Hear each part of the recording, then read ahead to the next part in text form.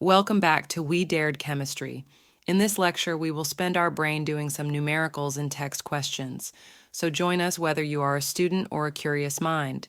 In text question, calculate the number of protons, neutrons, and electrons in 80 atomic mass and 35 atomic number bromine.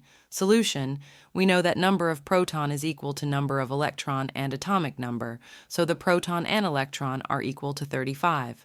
We also know that number of protons plus number of neutron is equal to the atomic mass.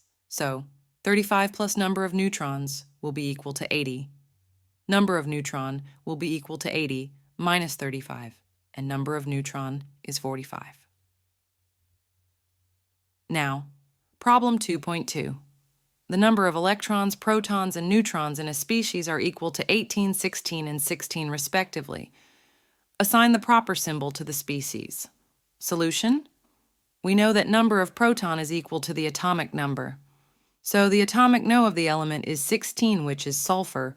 We also know that number of protons plus number of neutron is equal to the atomic mass. So 16 plus 16 will be equal to 32.